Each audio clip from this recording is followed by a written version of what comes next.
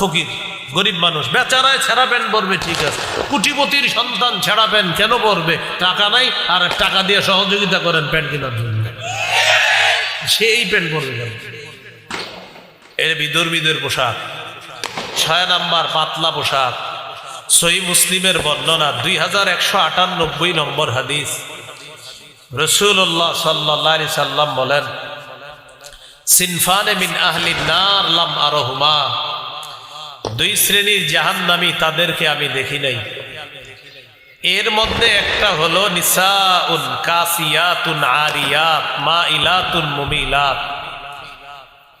এর মধ্যে একটা হলো এমন নারী, যেই নারীরা পোশাক পরার পরেও উলঙ্গ, এমন পাতলা পোশাক পরে যেই পোশাকে সে অন্যকে নিজের দিকে আকৃষ্ট করে, নিজে অন্যের দিকে আকৃষ্ট হয়। লা ইয়াদখুলনাল জান্নাতা ওয়ালা ইয়াজিদনা রিহাহা, নবীজি বলেন এরা জান্নাতে প্রবেশ করবে না, জান্নাতের ঘ্রাণও তারা পাবে না। তো এই হলো ইহুদি খ্রিস্টানদেরকে অভিভাবক বানানোর 2 নম্বর ক্ষতি, পোশাক। পোশাকের স্বাধীনতার নামে মুসলিম তরুণ তরুণীদের গায়ে এমন এমন পোশাক উঠিয়ে দিবে, যে পোশাক না ইসলামী কোনো সভ্যতা ধারণ করবে। মেয়েরা এমন পোশাক পরবে যে পোশাকে সে সমাজে অশ্লীলতা ছড়াবে, আর নাম দিবে এটা পোশাকের স্বাধীনতা। 3 নাম্বার টেটু আঁকা। টেটু কি আঁকা? উল্কি আঁকা। সহিহ বুখারীর বর্ণনা 5940 নম্বর হাদিস। লাআনা রাসূলুল্লাহ সাল্লাল্লাহু আলাইহি ওয়াসাল্লাম আল ওয়াশিমা ওয়াল মুস্তাওশিমা ওয়াল ওয়াসিলা ওয়াল মুস্তাওশিমা, যেই নারী পর চুলা লাগায়, অন্যের চুল প্রতিস্থাপন করে দেয়, যেই নারী শরীরে টেটু আঁকে, উল্কি আঁকে, বা যেই নারী এঁকে দেয়, ইদানিং ইলেকট্রিক শর্ট দিয়ে আঁকা হয়। ওয়ান্নামিসাত ওয়াল মুতানাম্মিসাত, যেই নারী ভুরু উঠায় ভুরু, আর যেই নারী অন্য নারীর ভুরু উঠিয়ে দেয়, উভয়ের উপর আল্লাহ রসুলের অভিশাপ। তাহলে টেটু আঁকা, উল্কি আঁকা, রসুলের অভিশাপ পাবে তারা। 4 নাম্বার আতশবাজি ফুটানো। বলেন কি ফুটানো? এই যে এটা চলতেছে, যেটা এটা ঈদের আগের রাতেও ফুটায় একদল এই আজকের দিনকে ফুটায়, আরেক দল বিয়ে গায়ে হলুদ ইত্যাদিতে ফুটায়। সূরা আহজাবের 58 নম্বর আয়াতে আল্লাহ বলেন, ওয়াল্লাযীনা ইউযুনাল মুমিনিনা ওয়াল মুমিনাতি বিগাইরি মাকতাসাবু ফাকাদ ইহতামালু বুহতানাও ওয়া ইসমাম মুবিনা, যারা কোনো কারণ ছাড়া অন্যায়ভাবে মুমিন নারী পুরুষকে কষ্ট দিবে, তারা প্রকাশ্য পাপের বোঝা বহন করবে। এই পাপের বোঝা নিয়ে তারা কবরে যাবে। এই পাপের বোঝা নিয়ে কোথায় যাবে? কবরে যাবে। তাহলে বলেন, কোন দিবসকে কেন্দ্র করে এইখানে যারা আমার আলোচনা শুনছে, তো আমরা আজকে তো ফুটাবো না, আমরা কোনো দিবস ঈদের আগেও না, বিয়েতে গায়ে হলুদ কোথাও আমরা আতশবাজি জীবনেও আমরা এগুলো করবো না ইনশাআল্লাহ। আপনার বন্ধু যারা আছে তাদেরকেই দাওয়াত দেন। 5 নাম্বার গান বাজানো, এটা এখনো বাকি আছে। আজকে একটু পরে গান শুরু হবে, কিন্তু এখন তো মাত্র স্যাম্পল দেখলেন। গানের নিয়মটা হবে এমন, কিছু ছেলে ক্রিকেট খেলার আয়োজন করবে, পাশে আপনার 2টা বক্সে জোরে জোরে গান বাজাবে, খিচুড়ি পাকাবে, রাত 4টা বাজে খিচুড়ি খেয়ে তাহাজ্জুদ পরে ঘুমিয়ে যাবে। এ হলো 5 নাম্বার আপনার গান। এই গান নতুন বর্ষকেও স্বাগত জানায়। ঈদের আগের রাতে 29টা 30টা রোজা রাখার পর ইবলিস ছাড়া পেয়ে যায়, তখন আয়েশা বলে, টেনশন নাই, আমি আয়েশা গেছি, তুমি 2টা বক্স আনো, হিন্দি আরবি ফার্সি বাংলা অঙ্ক ইংরেজি যা পারো, গান হইলি হলো, কি ভাষা এটা জানা দরকার নাই, সর্বোচ্চ ভলিউমে ছাড়বা, তালে তালে লাফাইবা, দেখবেন বাচ্চা ছেলে মেয়েরাও লাফাইতেছে, ছোট ছোট।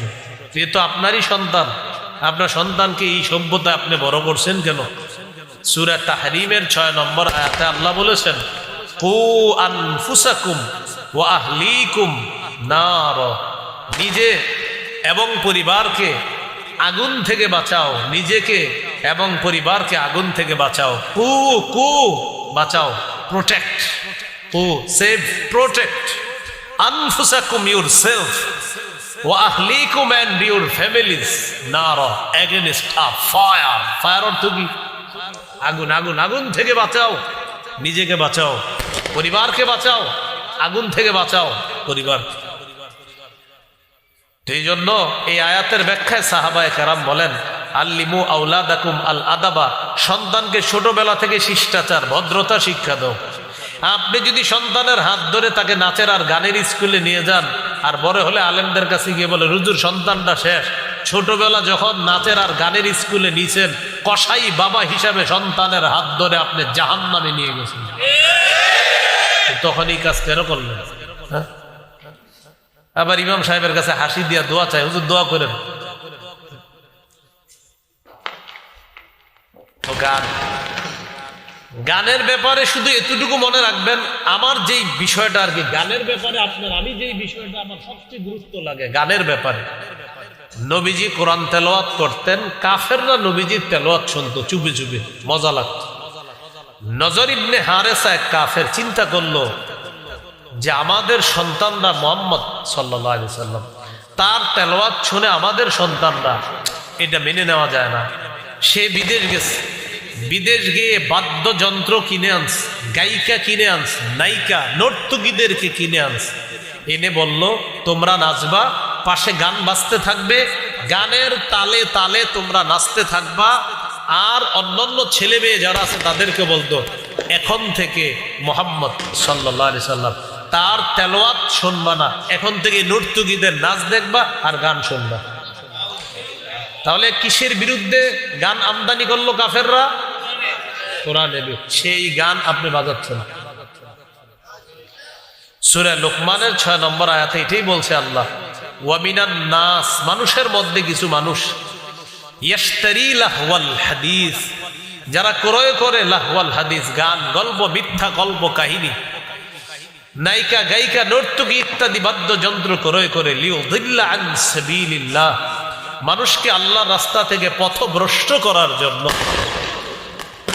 শেষে আল্লাহ বলেন, উলাইকা লাহুম আযাবুম মুহিন, তাদের জন্য অপমানজনক শাস্তি, লাঞ্ছনাজনক শাস্তি, অপমানকর শাস্তি।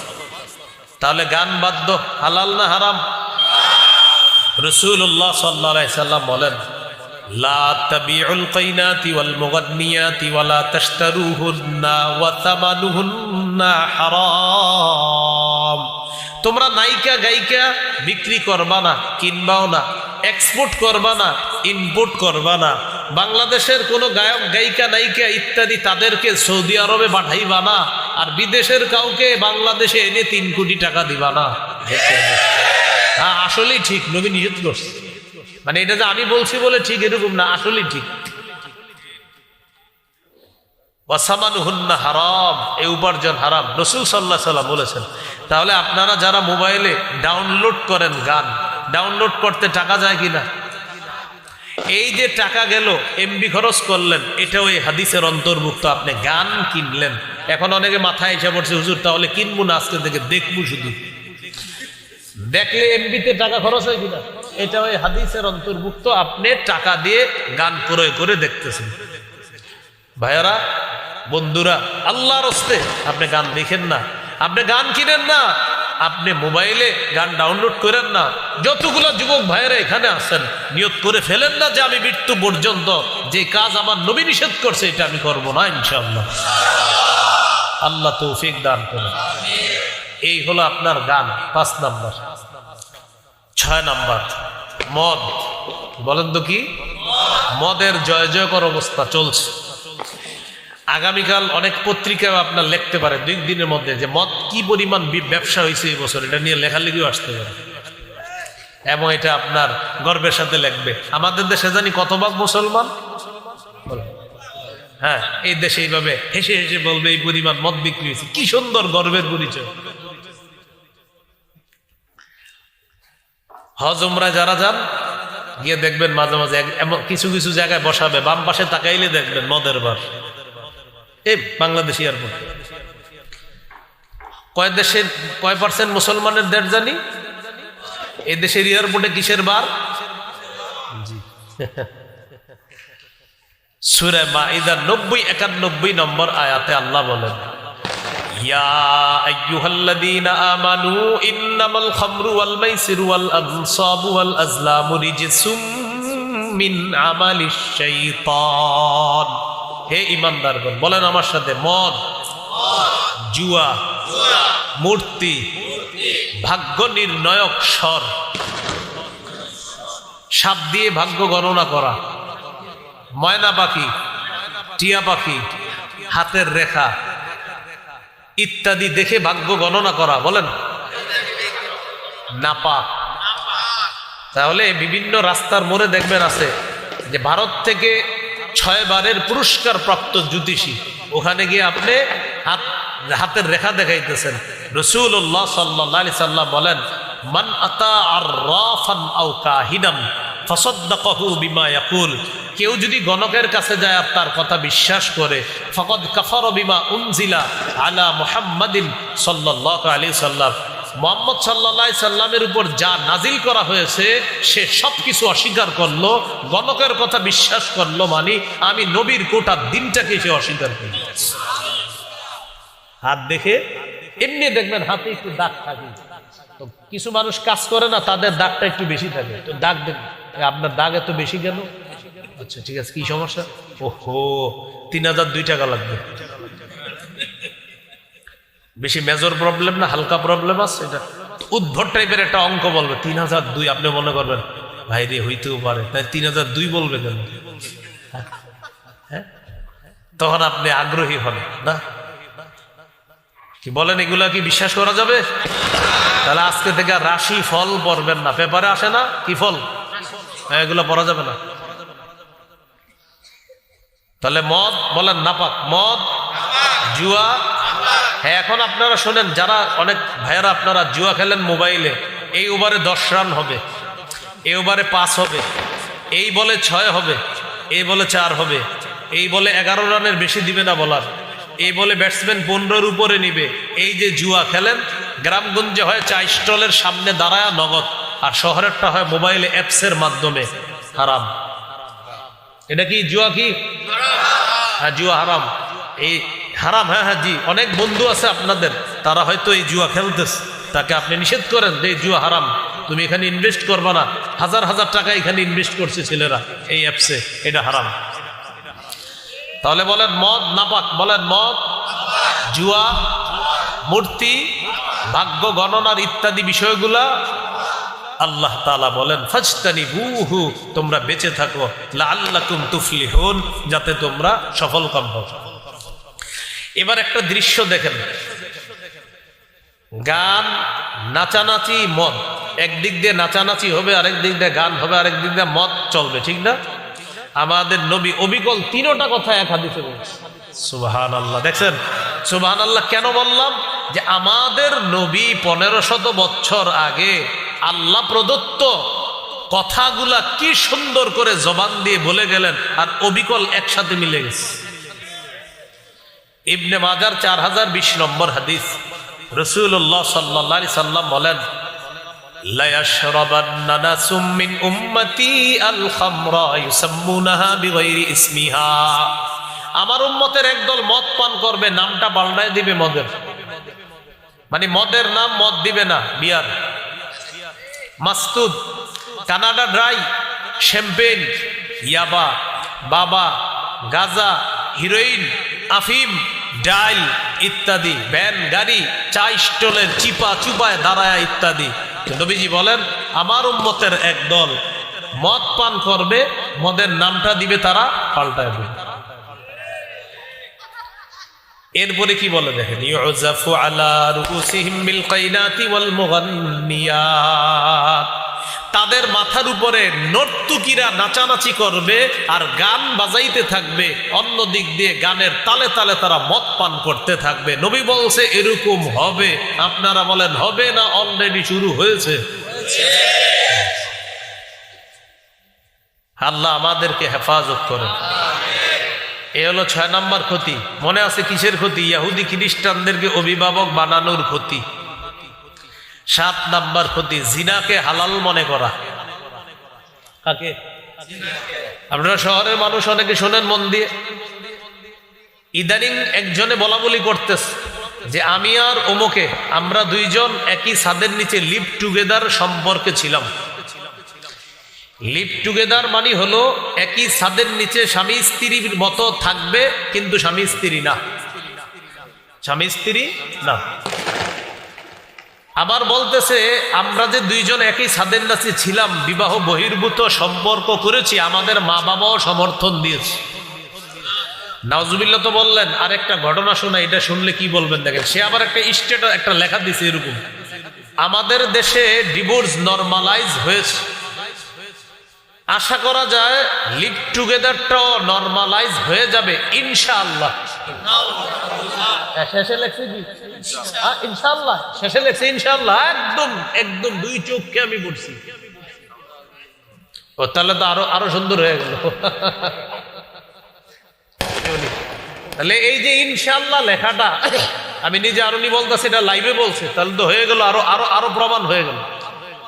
এখন বলতেছি কি যে লিভ টুগেদার এটাও নরমালাইজ হয়ে যাবে। শেষে বলতেছি কি আল্লাহর নাম নিয়ে কি কথা বলতেছে। এখন আমি কি বলতেছিলাম, আমার আলোচ্য বিষয় 7 নাম্বার জিনাকে হালাল মনে করবে। এই যে একই ছাদের নিচে আছে, মা বাবাও বলতেছে থাকো, এরা দুইজনও বলতেছে এটা কোনো ব্যাপার না, এটা নরমাল ব্যাপার, এটা সোসাইটি মেনে নিতে হবে।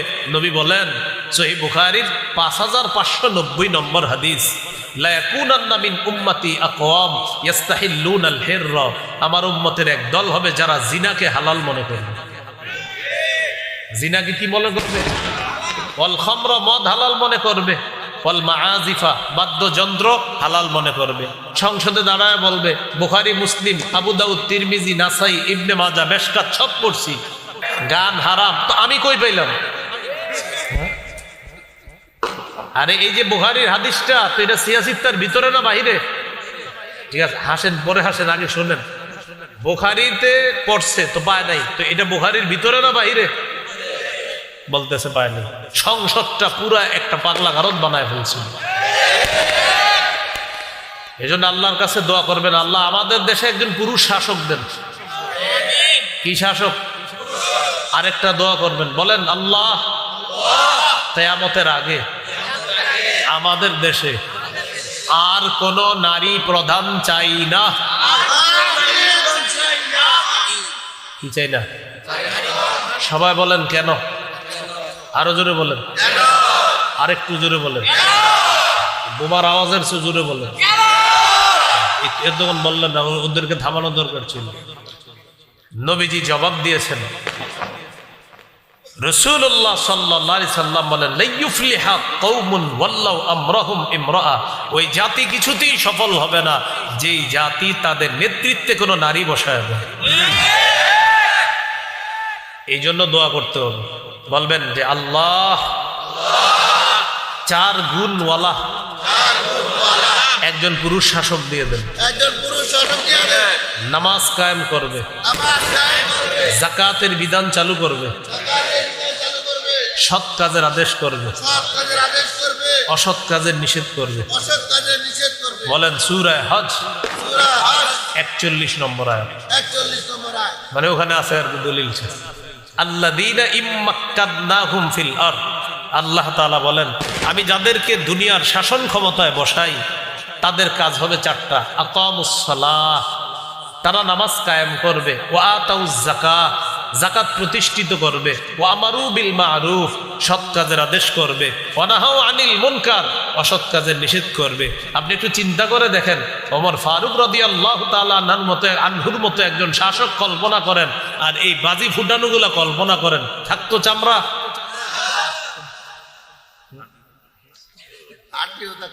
সাহস পাইতো না।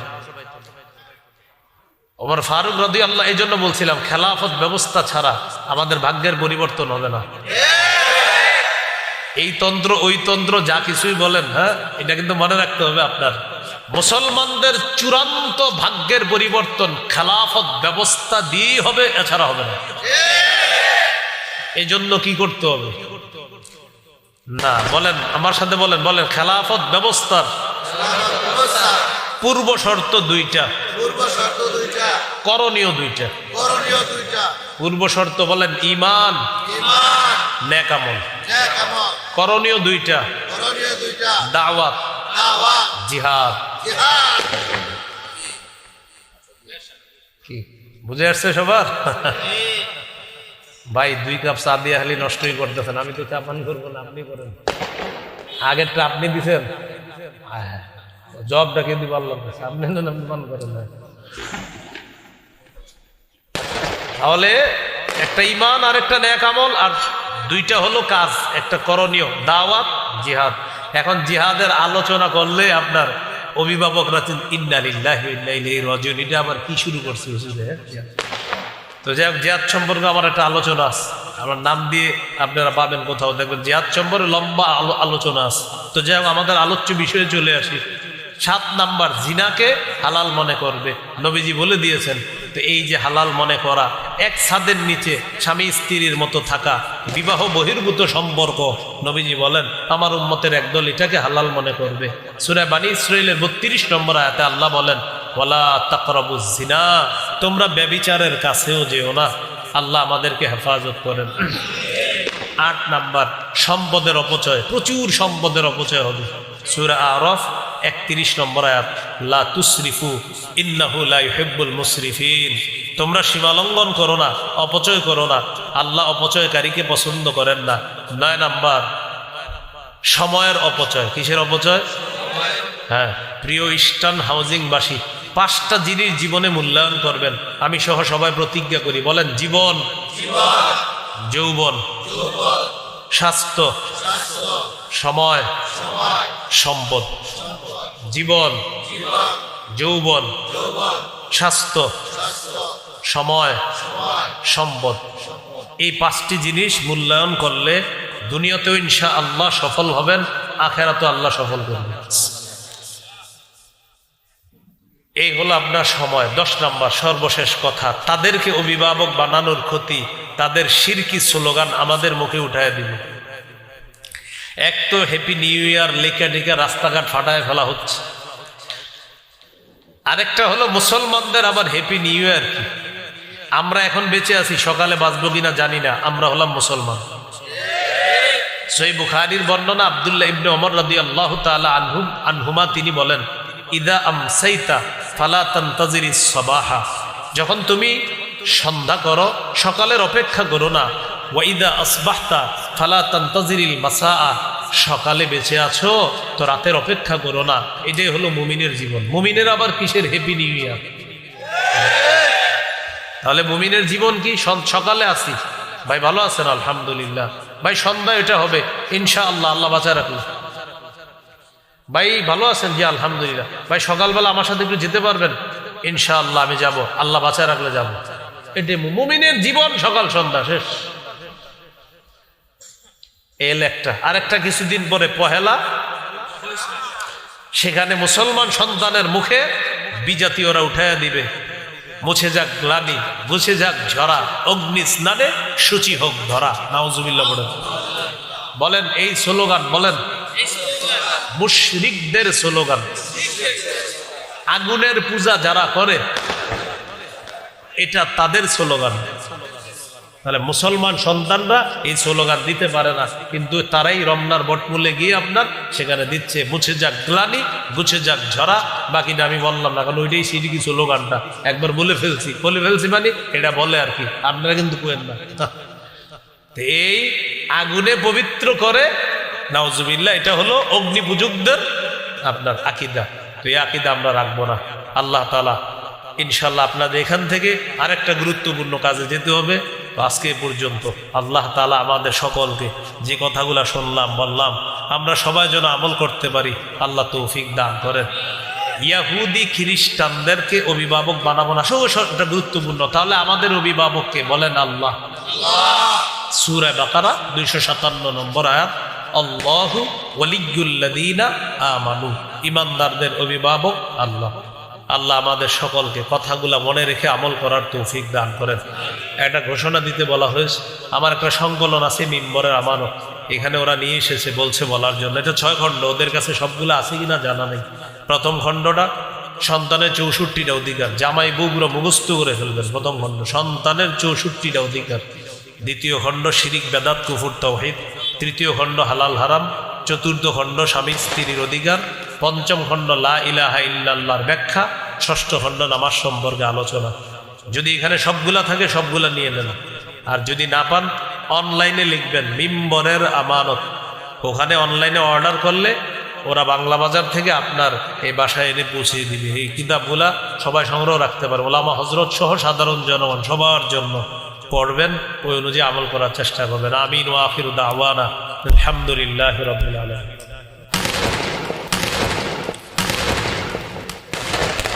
ভাই যারা ফুটাইতেছেন হইছে, আমরা বুঝতেছি আপনারা পারতেছেন, এখন থামেন। হ্যাঁ হ্যাঁ, এখানে এক ভাই ফুটাইতেছে বারবার, এইখানেই পাশের কোথায় জানি কারা ফুটাই। সূরা আহজাবের 58 নম্বর আয়াত। যারা আপনারা আতশবাজি ফুটাচ্ছেন এখনই কোরআনের অনুবাদ দেখে নেন, পাপের বোঝা বহন করে কবরে যেতে হবে। সূরা আহজাব 58। এখনই যারা আতশবাজি ফুটাচ্ছেন এখনই কোরআনের বাংলা অনুবাদ থাকলে দেখেন। ইহুদি খ্রিস্টানদেরকে অভিভাবক বানানোর যে ক্ষতিগুলা, দুইটা ক্ষতি হইল, এক তাগুত ছেড়ে আর এক তাগুত ধরলে পরিণতি এটাই হবে।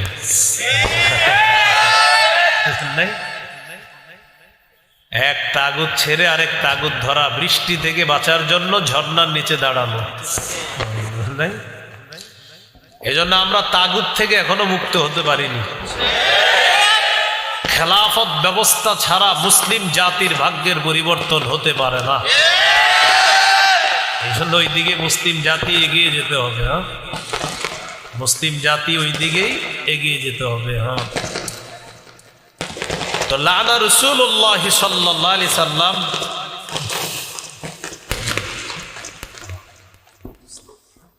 রূপনগর ঢাকার উদ্যোগে আয়োজিত পঞ্চম বার্ষিক ওয়াজ মাহফিলের উপস্থিত হযরত উলামায়ে কেরাম, মুসলমান ভাইয়েরা, আল্লাহ তাআলার দরবারে শুকরিয়া আদায় করছি। আল্লাহ আমাদেরকে এই মাহফিলে উপস্থিত হওয়ার তৌফিক দান করেছেন, বলি আলহামদুলিল্লাহ। সূরাতুল মাইদার 51 নম্বর আয়াতে কারিমা তেলাওয়াত করেছে। এই আয়াতে আল্লাহ তাআলা একটি বিষয়ে নিষেধ করেছেন। কোরআন যারা পড়াশোনা করে, কোরআনের পাঠক যারা, তাদের মৌলিক 4টা কাজ। 1 নম্বর কোরআনের বিশুদ্ধ তেলাওয়াত করা। 2 নম্বর কোরআনের বিশুদ্ধ অনুবাদ শিক্ষা করা। 3 নম্বর কোরআনের বিভিন্ন আয়াতের মতলব উদ্দেশ্য বোঝার চেষ্টা করা। 4 নম্বর কোরআনের কিছু হুকুম আছে, কিছু নিষেধ আছে, আদেশগুলা মানা, নিষেধগুলা থেকে বেঁচে থাকা। যেমন কোরআনে আছে আকিমুস সালাত, তোমরা নামাজ কায়েম করো, ওয়া আতুজ যাকাত, তোমরা যাকাত দাও, ওয়ারকাউ মা'আর রাকিঈন, রুকুকারীদের সাথে রুকু করো। এগুলা কোরআনের আদেশ, কোরআনের হুকুম। আল্লাহ তাআলা বলেন, উতলু মা উহিয়া ইলাইকা মিনাল কিতাবি ওয়া আকিমিস সালাহ। নবী, আপনার প্রতি যে ওহী, কিতাবের যে ওহী আপনার কাছে আসে, এই ওহী আপনি তেলাওয়াত করেন, হুকুম। ওয়া আকিমিস সালাহ, নামাজ কায়েম করেন, হুকুম। সূরা তাহাতে আছে, আল্লাহ তাআলা বলেন, ইন্নানি আনাল্লাহ লা ইলাহা ইল্লা আনা ফা'বুদনি। আমি আল্লাহ, আমি ছাড়া কোনো ইলাহ নাই, আমার ইবাদত করো। ওয়া আকিমিস সালাতা লিযিকরি, আমার শরণার্থে নামাজ কায়েম করো। সূরা হুদে আল্লাহ তাআলা বলেন, ওয়া আকিমিস সালাতা তারাফাইন নাহারি ওয়া যুলাফাম মিনাল লাইল।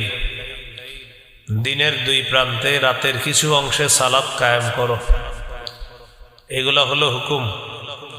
সূরা বাকারা 238 নম্বর আয়াতে আছে, হাফিজু আলাস সালাওয়াত নামাজ সমূহের প্রতি যত্নবান হও, নামাজের প্রতি যত্নবান হও। এগুলা হলো হুকুম। কিছু বিষয় আছে নিষেধ। সূরা বাকারা ৬০ নম্বর আয়াতে আল্লাহ বলেন, ওয়ালা তা'সাউ ফিল আরদি মুফসিদিন, দুষ্কৃতিকারী রূপে দুনিয়াতে ফাসাদ সৃষ্টি করো না। এই যে বাজি বুজি ফুটানো হচ্ছে, এগুলা ফাসাদ,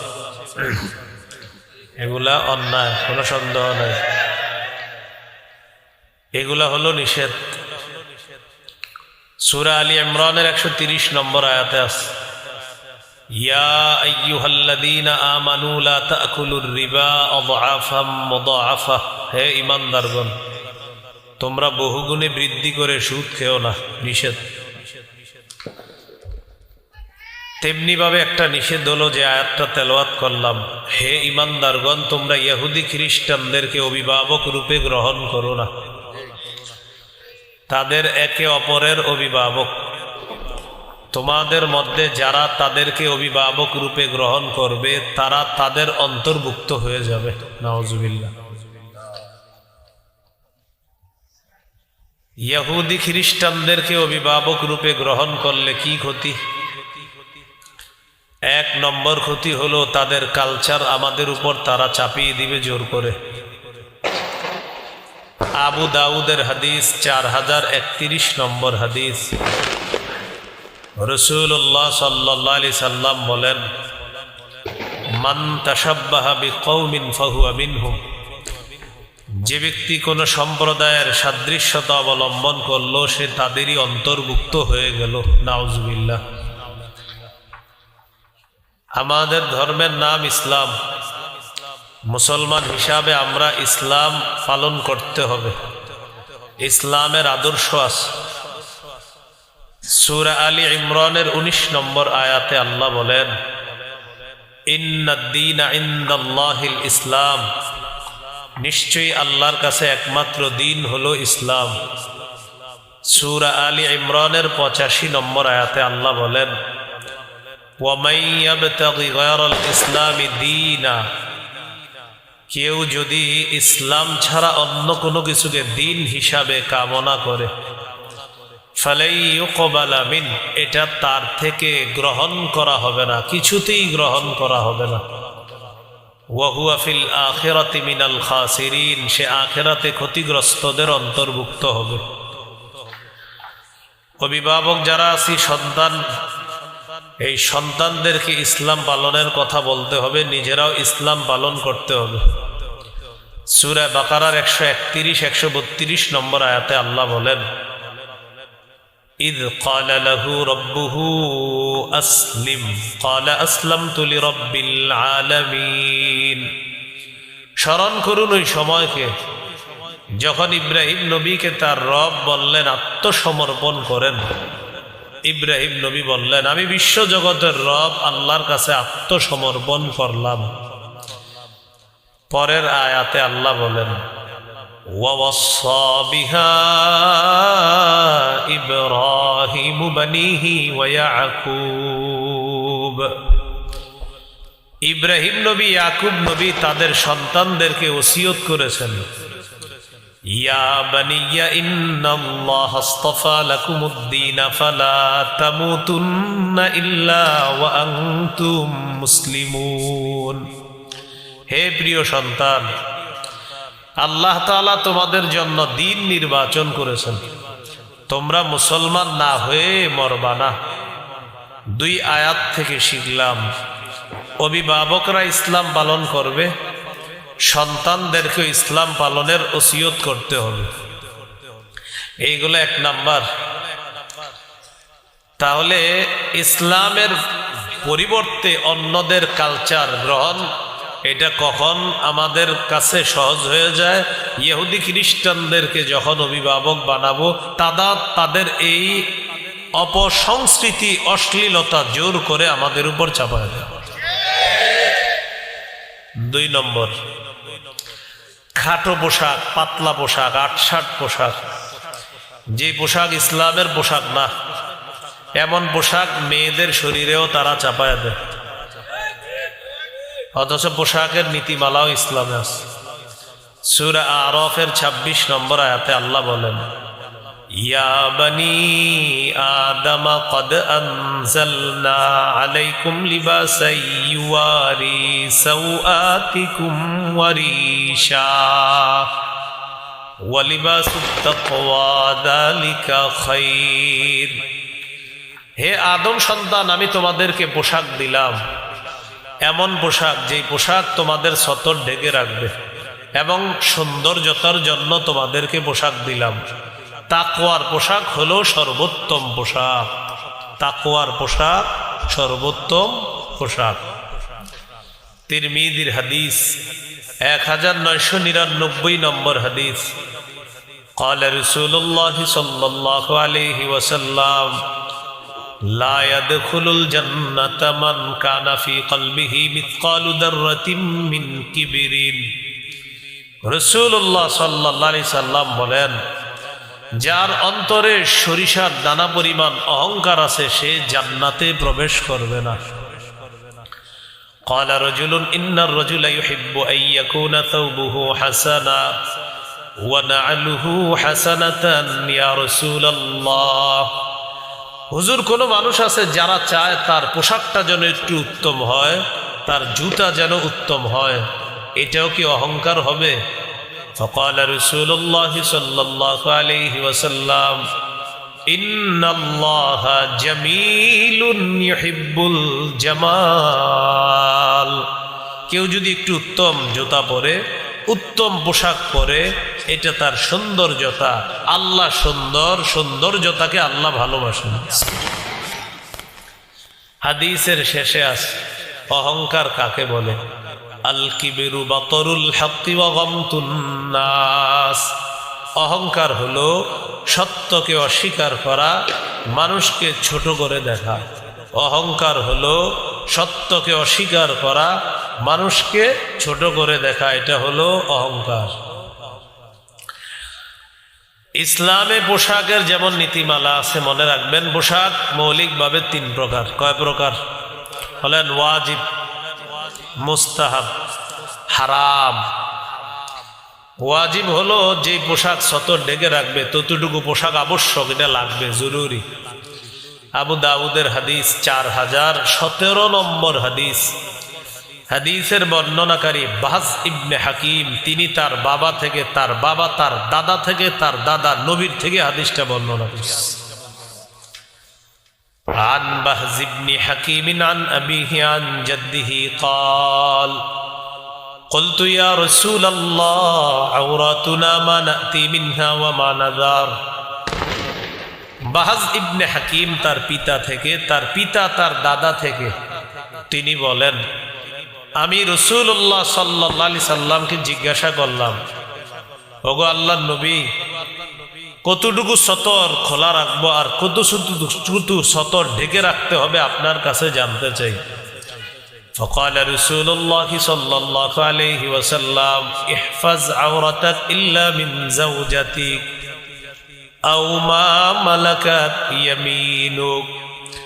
রাসূলুল্লাহ সাল্লাল্লাহু আলাইহি সাল্লাম বলেন, তোমার স্ত্রী ছাড়া সবার সামনে তুমি সতর ঢেকে রাখতে হবে। তো তিনি আবার প্রশ্ন করলেন, ইদা কানাল কওমু বা'দুহুম আলা বা'দিন। হুজুর, যখন অনেকজন একসাথে থাকে, ম্যাচে অনেকে আপনারা ভাড়া থাকেন, 4 জন বন্ধু একসাথে, মহিলা হোস্টেলে মেয়ে 3-4 জন একসাথে থাকে, তখন সতরের কি মাসালা?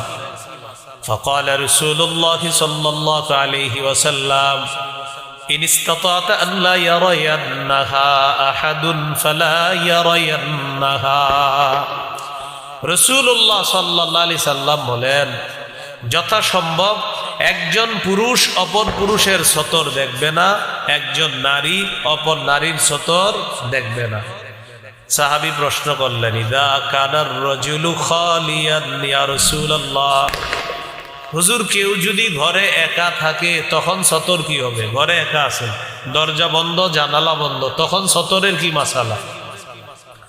فقال رسول الله صلى الله عليه وسلم الله أحق أن يستحيا منه من الناس। ঘরে যদিও কেউ না থাকে তখন আল্লাহ থাকে। আল্লাহকে মানুষের চেয়ে বেশি লজ্জা পাওয়া দরকার। তাই তুমি ঘরে একা থাকলে সতর আরো বেশি করে ডাকবে। ঘরে একা থাকবেন তখন আল্লাহকে বেশি লজ্জা পেতে হবে। তখন আল্লাহকে বেশি লজ্জা পাইলে তো এই জন্য আমার সতরও ঘরে একা থাকলেও ঢেকে রাখতে হবে। বুঝে আসছে সবার? এটা ওয়াজিব। আরেকটা হলো মুস্তাহাব। আবু দাউদের হাদিস 4063 নম্বর হাদিস।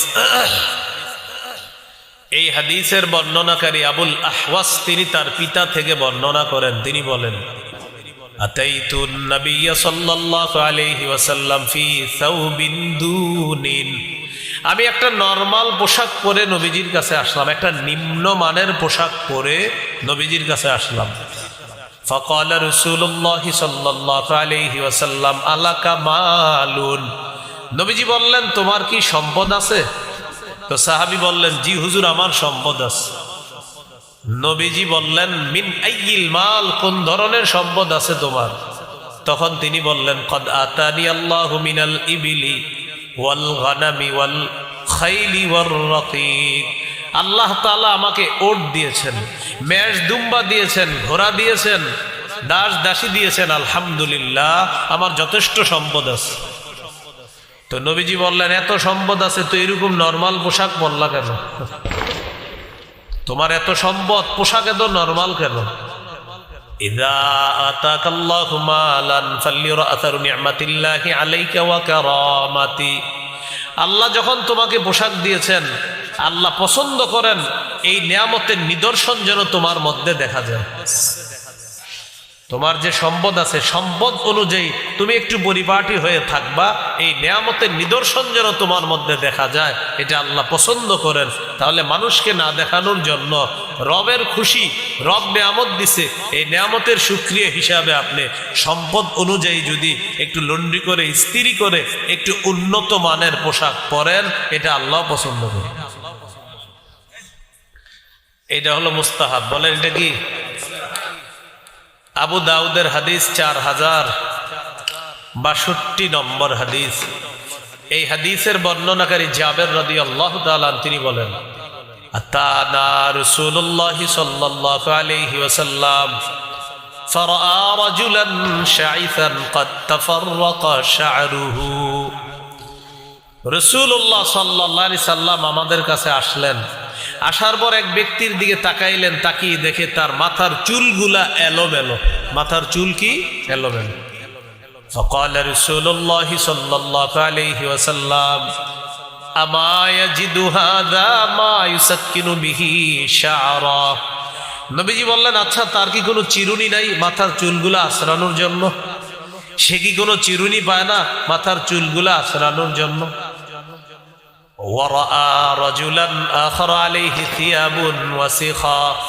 আরেক ব্যক্তিকে দেখলেন তার শরীরে ময়লা কাপড়।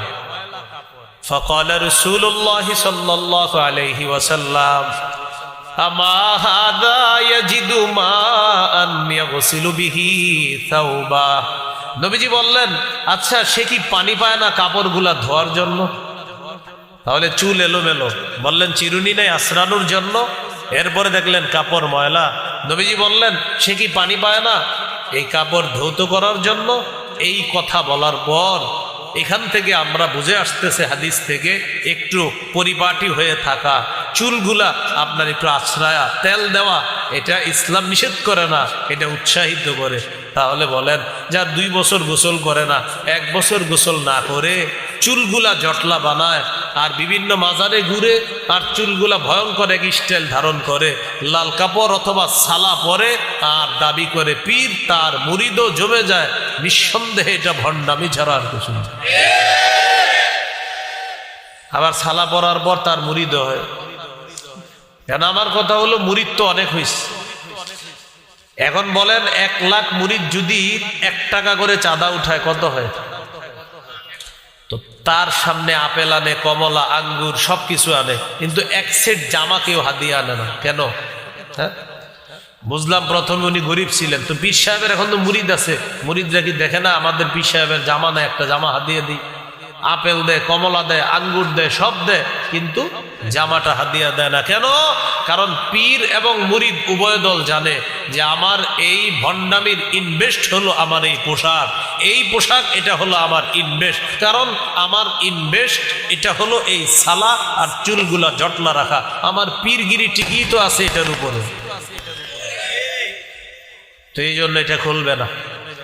এমনি আপনার আপেল কমলা আঙ্গুর সব খায়, খিচুড়ি খায়, বিরিয়ানি খায়, কিন্তু জামা পরিবর্তন করে না। তাহলে ইসলাম কি এগুলা বলছে? বলেন না। ইবনে মাজার হাদিস 1056 নম্বর হাদিস। জুমার নামাজের দিন রাসূল সাল্লাল্লাহু আলাইহি সাল্লাম বয়ান করতেছে, আন্নান নবী সাল্লাল্লাহু আলাইহি ওয়াসাল্লাম খাতাবান নাস ইয়াউমাল জুমুআহ। জুমার দিন নবীজি বয়ান করতেছে, ফারাআ আলাইহিম থিয়াবান নিমার। তাকায়া দেখে কিছু সাহাবীর শরীরে আপনার কাজের পোশাক, যে পোশাক পরে কাজ করে ওই পোশাক পরে তারা জুমার নামাজে আসছে। فقال رسول الله صلى الله عليه وسلم أما على أحدكم إن وجد ساعة أن يتخذ ثوبين لجمعة سوى ثوبي مهنته। শোনো, তোমাদের যাদের সামর্থ্য আছে তারা কাজের পোশাকের পরিবর্তে জুমার সালাতের জন্য আলাদা 2 জোড়া পোশাক সংগ্রহ করে রাখবা। জুমার নামাজের দিন ওই 2 জোড়া পোশাক পরে তোমরা জুমার সালাতে আসবা। এখান থেকে বোঝা যায় সামর্থ্যবানদের জন্য তারা কাজের পোশাক খুলতে হবে, আর আলাদা সুন্দর 2 জোড়া পোশাক পরে জুমার নামাজে যাওয়া এটা তাদের জন্য উত্তম। তাহলে জুমার নামাজ, ঈদের নামাজ, এই নামাজগুলা একটু উত্তম পোশাক পরে পড়া, এটা ইসলাম উৎসাহিত করছে। তাহলে বলেন তো, উত্তম পোশাক পরা ইসলামে কি নিষেধ আছে? 3 নাম্বার হারাম পোশাক, এটা একটু মন দিয়ে শোনেন। বলেন সবাই, কি পোশাক? হারাম পোশাক। সমস্যা নেই, হারাম পোশাকটা একটু মন দিয়ে শোনেন। 1 নাম্বার, পুরুষের জন্য রেশম হারাম। 2 নাম্বার, পুরুষ নারীর পোশাক পরবে না। 3 নাম্বার, নারী পুরুষের পোশাক পরবে না। 4 নাম্বার, অহংকারের পোশাক পরবে না। 5 নাম্বার, বিধর্মীদের পোশাক পরবে না। 6 নাম্বার, 8-7 খাটো ছোট পাতলা পোশাক এটা পরবে না, যেগুলা অলরেডি পরে আমাদের মুসলিম তরুণীরা ইতিমধ্যে বিভিন্ন হোটেলে গিয়ে অবস্থান করতেছে। 12টার পরে মদ, পাশাপাশি নাচা নাচি ইত্যাদি শুরু হবে। 1 নাম্বার, রেশমের পোশাক এটা হারাম। সহিহ মুসলিমের বর্ণনা 2069 নম্বর হাদিস। قال رسول الله صلى الله عليه وسلم لا تلبسوا الحرير فإنه من لبسه في الدنيا لم يلبسه في الآخرة। রাসূলুল্লাহ সাল্লাল্লাহু আলাইহি সাল্লাম বলেন, তোমরা রেশমের পোশাক পরিধান করো না। যে ব্যক্তি দুনিয়াতে রেশমের পোশাক পরিধান করবে সে আখেরাতে রেশমের পোশাক পরিধান করতে পারবে না। এখন একটু বুঝেন, পুরুষের জন্য দুনিয়াতে রেশম হারাম, জান্নাতে মুসলিম পুরুষের জন্য রেশম হালাল। সহিহ বুখারীর বর্ণনা 5837 নম্বর হাদিস।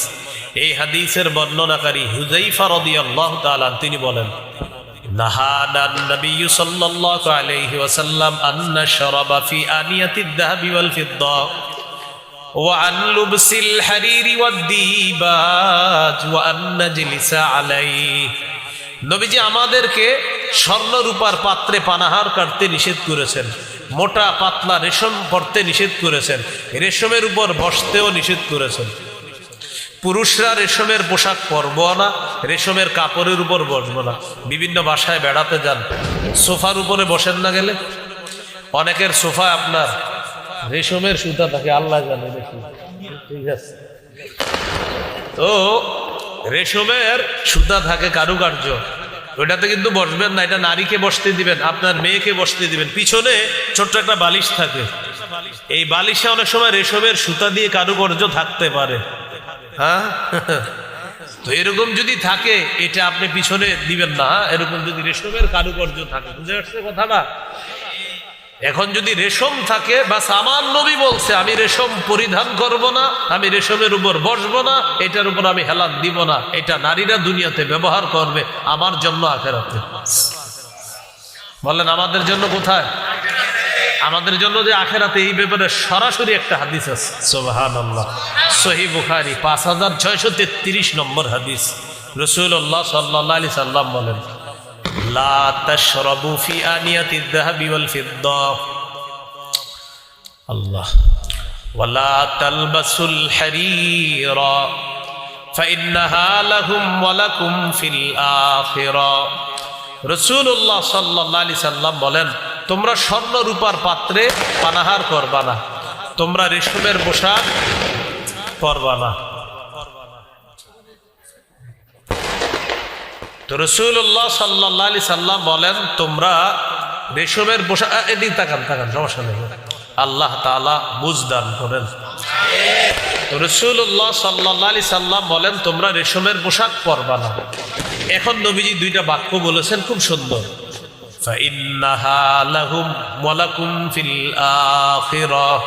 আমার সাথে বলেন না, বলেন ফাইন্নাহা লাহুম ওয়া লাকুম ফিল আখিরাহ।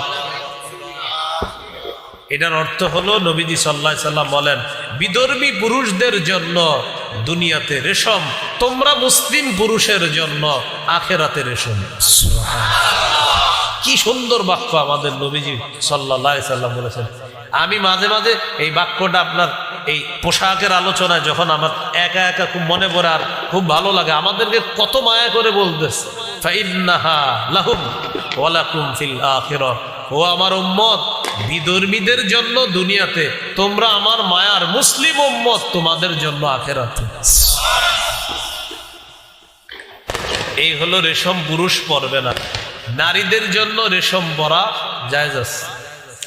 সহিহ মুসলিমের বর্ণনা 2071 নম্বর হাদিস, আলী রাদিয়াল্লাহু তাআলা আনহুর বর্ণনা, তিনি বলেন, উহদিয়াত লিরাসূলিল্লাহি সাল্লাল্লাহু আলাইহি ওয়াসাল্লাম হুল্লাতুন সিয়ারা।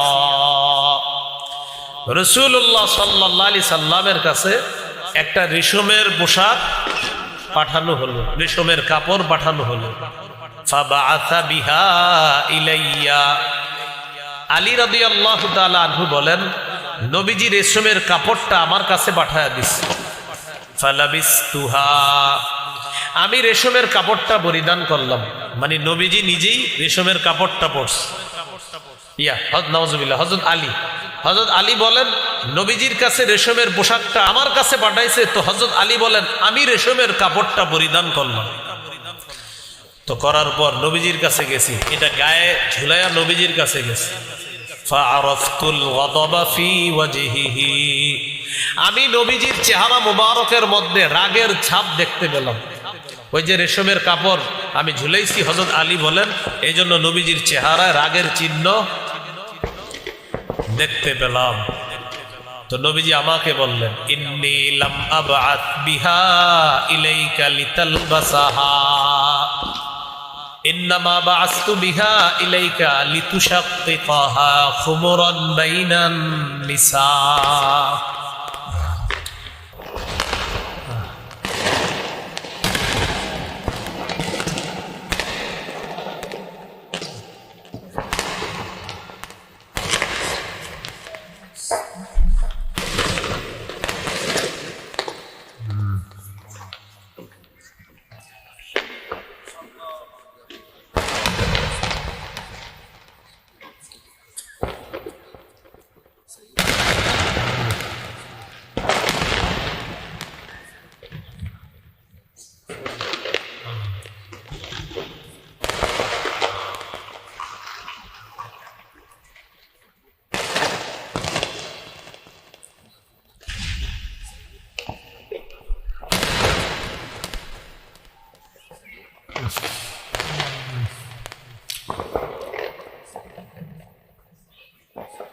তো রাসূলুল্লাহ সাল্লাল্লাহু আলাইহি সাল্লাম হযরত আলী রাদিয়াল্লাহু তাআলা আনহুকে বললেন,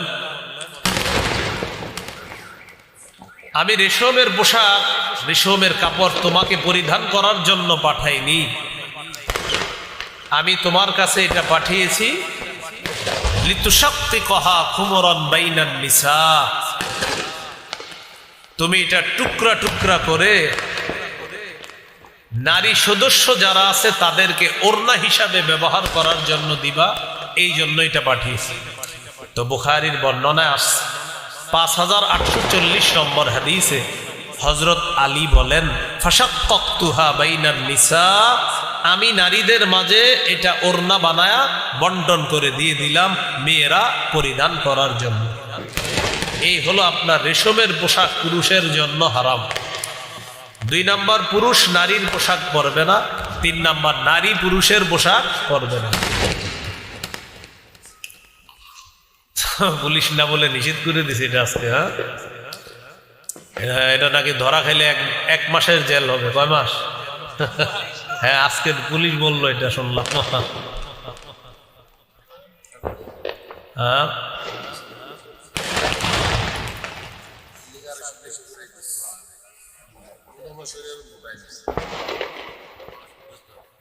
এক তাগুত ছেড়ে আর এক তাগুত ধরলে পরিণতি এটাই হবে।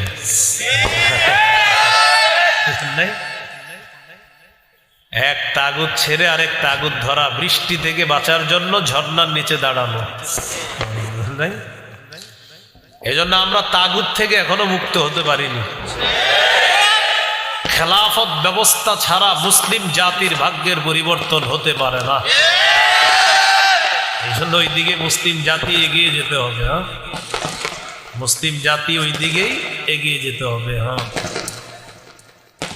তো লানা রাসূলুল্লাহ সাল্লাল্লাহু আলাইহি সাল্লাম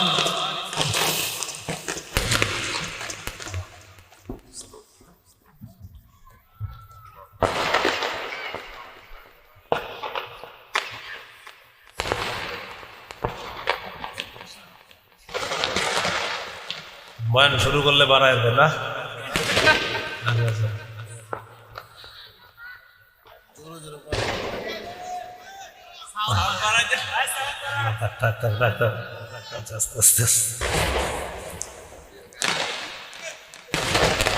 ভাই, যারা ফুটাইতেছেন হইছে, আমরা বুঝতেছি আপনারা পারতেছেন, এখন থামেন। হ্যাঁ হ্যাঁ, এখানে এক ভাই ফুটাইতেছে বারবার, এইখানেই পাশের কোথায় জানে কারা ফুটাই।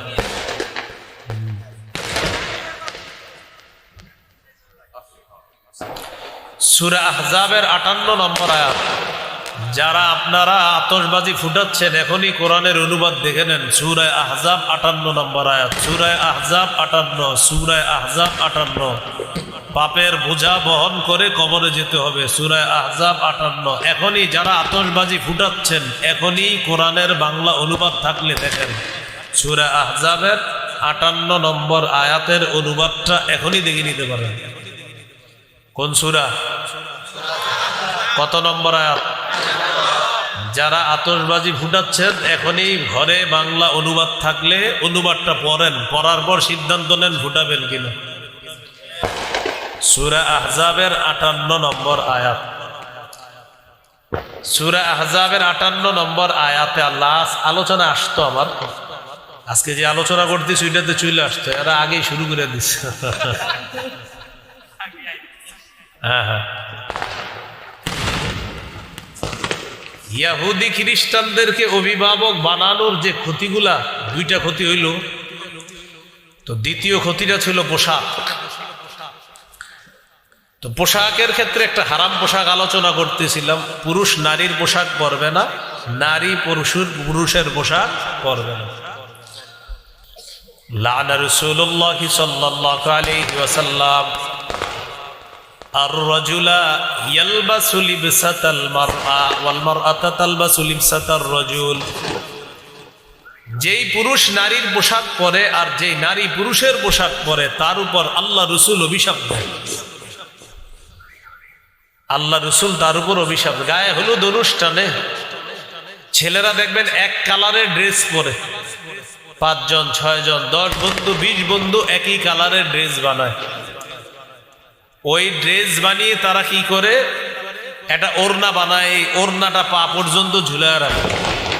পিছন দিয়ে গিয়ে বলবেন, আসসালামু আলাইকুম খাদিজা আপা, কেমন আছেন?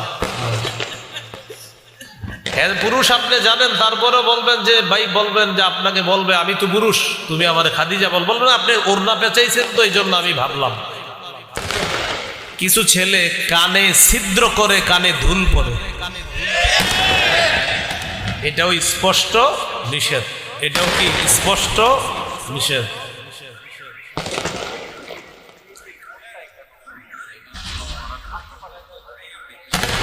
না না কিছু বলেন না,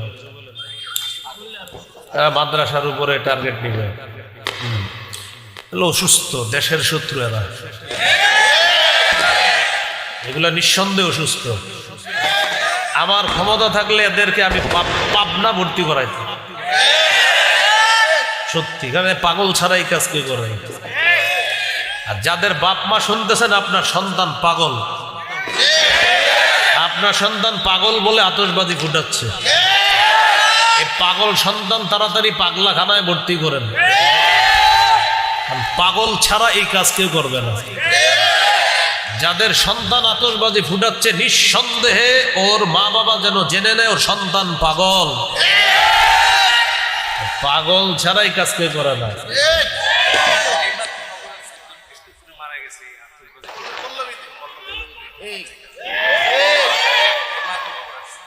পল্লবীতে একজন স্ট্রোক করে মারা গেছে আতশবাজির আওয়াজে, এই মাত্র খবর আসছে।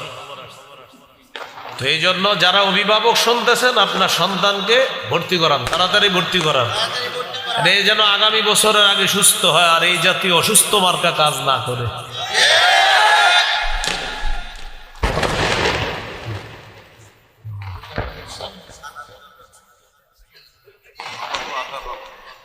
রাসূলুল্লাহ সাল্লাল্লাহু আলাইহি সাল্লাম বলেন, 4 নাম্বার শুহরতের পোশাক, প্রসিদ্ধির পোশাক, খ্যাতির পোশাক। এই পোশাক যারা পরিধান করবে, নবীজি বলেন, মান লাবিসা সাওবা শুহরাতিন আলবাসাহুল্লাহু ইয়াউমাল কিয়ামাতি সাওবা মাদাল্লাহ। যে ব্যক্তি খ্যাতির পোশাক পরিধান করে, আল্লাহ কিয়ামতের ময়দানে তাকে লাঞ্ছনার পোশাক পরায়া দিবে। নাউজুবিল্লাহ। 5 নাম্বার বিদর্মীদের পোশাক। আব্দুল্লাহ ইবনে আমর ইবনুল আস রাদিয়াল্লাহু তাআলা আনহু বলেন, রাআ রাসূলুল্লাহ সাল্লাল্লাহু আলাইহি সাল্লাম আলাইয়া সাওবাইনি মুআসফারাইন। নবীজি আমার শরীরে 2টা রঙিন পোশাক দেখছে, এই পোশাকের রংগুলো সুন্দর ছিল না। নবী আমাকে বললেন, হাজিহি মিন সিয়াবিল কুফার, এগুলা কাফেরদের পোশাক, ফালা তালবাসহা, এগুলা পরিধান করবা না। কিছু ছেলে কুটিপতির সন্তান দেখবেন প্যান্ট পরে ছেঁড়া প্যান্ট, এখানে ফাড়া, এখানে ছেঁড়া, এখানে ছেঁড়া। আগে ছেঁড়া প্যান্ট যারা পড়তো আমরা ভাবতাম সে ভিক্ষুক ফকিন্নি, তো এখন কুটিপতির সন্তান ছেঁড়া প্যান্ট পরে। তো এই জন্য এলাকার মসজিদের ইমাম সাহেব যারা শুনতেছেন, আপনারা যদি কোনো কুটিপতির সন্তানকে দেখেন ছেঁড়া প্যান্ট পরে, আপনি মসজিদের মুসল্লিদের থেকে চান্দা উঠায় তাকে প্যান্ট কেনার ব্যবস্থা করে দিন, কারণ তার আব্বার সব টাকা আছে, বাড়ি গাড়ি করার টাকা আছে, তারও টাকা আছে, শুধু প্যান্ট কেনার টাকা নাই। তো এই জন্য আমরা এটা কিনে দিতে হবে। আমাদের দেশে কিছু যুবক আছে, যুবতী আছে, এমন তাদের মস্তিষ্ক এমন অসুস্থ হয়েছে, ভারতের কোনো সুপারস্টার যদি কালকে সালা গায়ে দেয়, আমেরিকার কেউ যদি সালা গায়ে দেয়, তারা সালা গায়ে দিবে আর বলবে এটাই ফ্যাশন। কি বলবে? এটাই ফ্যাশন। এরকম তৈরি হয়ে, তো এখন বলেন ছেঁড়া প্যান্ট পরে নাম দিছে কি ফ্যাশন। ছেঁড়া প্যান্ট বললে আমরা দিতাম ভিক্ষা, এখন ছেঁড়া প্যান্ট পরা এটাই ফ্যাশন। এখন ভাই যদি কাউরে এরকম দেখেন, আপনি প্রথমে ভিক্ষা দিবেন। আমি কোনো ভিক্ষুকদেরকে আবার অপমান, ভিক্ষুক বেচারা ফকির গরিব মানুষ, বেচারায় ছেঁড়া প্যান্ট পরবে ঠিক আছে, কুটিপতির সন্তান ছেঁড়া প্যান্ট কেন পরবে? টাকা নাই, আর টাকা দিয়ে সহযোগিতা করেন প্যান্ট কেনার জন্য, সেই প্যান্ট পরবে। এর বিদর্মীদের পোশাক। 6 নাম্বার পাতলা পোশাক। সহিহ মুসলিমের বর্ণনা 2198